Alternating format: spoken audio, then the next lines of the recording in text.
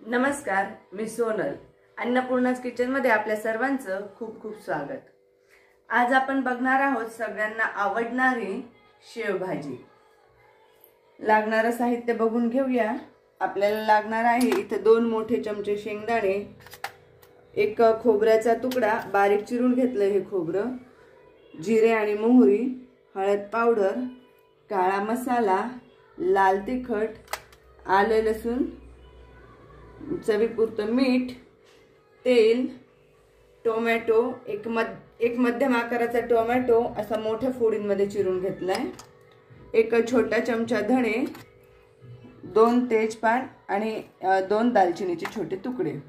याशिवाय आपल्याला एक मोठा कांदा मी असा थोडासा जाडसर चिरून घेतलाय, बारीक चिरलेली कोथिंबीर आणि एक 200 ग्रॅम शेव.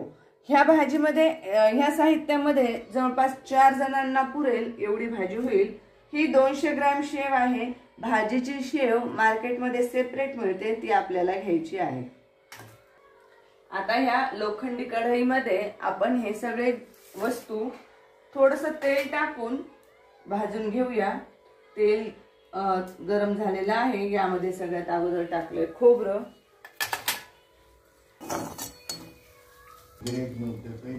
खोबरं असं या पद्धतीने तळलं गेले. आता हे आपण काढून घेऊया.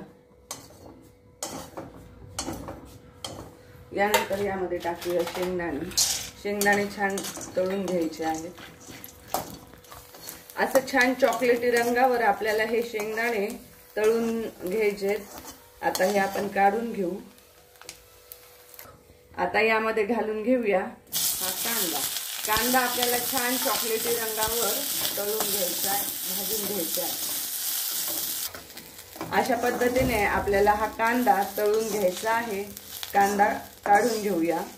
जर ही वेळ खाऊ प्रोसेस आहे थोडीशी, हा ओला कांदा. यासाठी ऐवजी तुम्ही जर वाळलेला कांदा असेल तुमच्याकडे, उन्हाळ्यामध्ये आपण जे कांदे वाळवून ठेवतो, तो जर यामध्ये भाजला तर एक 2 ते 2 मिनिटातच आपला हा कांदा भाजून होतो. आपण टाकून घेऊया धणे. धणे छान भाजून झालेले आहेत. धणे मी इथं एक आपला पोहे खायचा जो चमचा असतो तेवढा एक चमचा भरून मी धणे घेतले होते. यानंतर यामध्ये टाकूया तेजपान आणि दालचिनी. थोडंसं एक थेंबभर तेल टाकून घेऊया. याला पण आपण छान तळून घेऊया. आता मिक्सरच्या भांड्यामध्ये सगळ्यात अगोदर आपण टोमॅटो घालून घेऊया. त्यानंतर घालूया आलं आणि लसूण.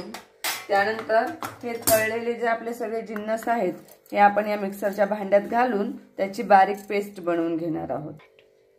अशी छान पेस्ट आपल्याला करून घ्यायची आहे. आता मी इथे हंडी गरम करायला ठेवली.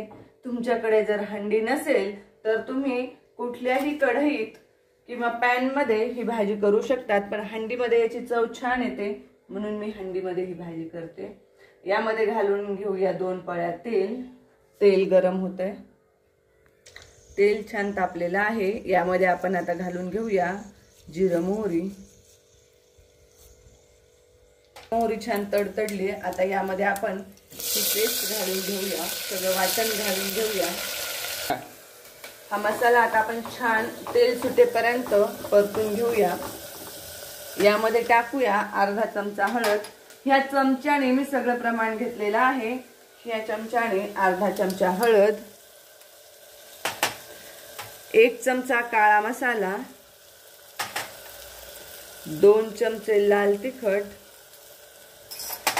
आता हे छान आपण तेल सुटेपर्यंत याला छान परतून घेऊया. आपण बघू शकता यामध्ये छान तेल सुटलेलं आहे मसाल्याला. आता यामध्ये आपण घालून घेऊया कोमट पाणी. कायम नेहमी लक्षात ठेवायचं की अशा मसाल्याच्या भाज्या करताना पाण्याचा वापर करत असताना कोमट पाणीच आपल्याला वापरायचं आहे.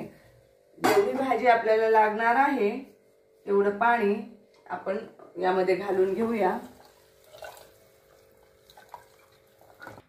आता याच्यामध्ये आपण चवीनुसार मीठ टाकूया. जवळपास 1 ते 1.5 चमचा मीठ याला पुरे होतं. आता याला छान आपण एक मस्त उकळी काढून घेऊया।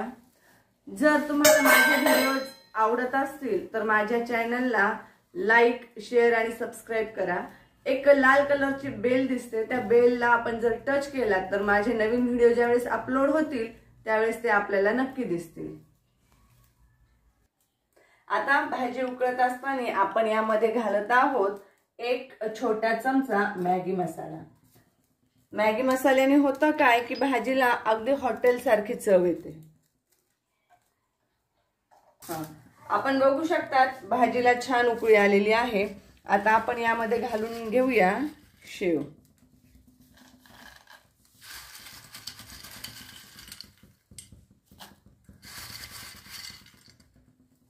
जेवढी लागेल तेवढी शेव अंदाजे तुमच्याकडे, म्हणजे भाजी घट्ट पातळ कितपत आवडते त्यानुसार शेव घालून घ्यायची आहे। जसं जसं ही भाजी थंड होईल तसं तसं ते शेव भाजीतलं पाणी शोषून घेणार आहे, त्यामुळे भाजीमध्ये शेव थोडी अंदाजे घालायची, कारण मग ती खूप घट्ट झाल्यावर चांगली लागणार नाही। त्यानंतर यामध्ये घालून घेऊया बारीक चिरलेली कोथिंबीर, छान हलवून घेऊया। एक 2 मिनिटासाठी आपण हे शिजवून घेणार आहोत, जास्त वेळ शिजवायचं नाही। 2 मिनिटासाठी हे शिजवून घेऊ। अशा पद्धतीने आपली ही शेव भाजी छान एक 2 मिनिटं मी उकळून घेतली होती शेव टाकल्याच्या नंतर। बघू शकतात अगदी सुंदर हॉटेल सारखी आपली शेव भाजी झालेली आहे। भातासोबत, बाजरीच्या भाकरीसोबत किंवा गरम गरम फुलक्यासोबत ही भाजी खायला एकदम छान लागते। माझ्या चॅनलला नक्की सबस्क्राईब करा। यानंतर अशाच एका छानशा रेसिपी सहित परत भेटूया। धन्यवाद।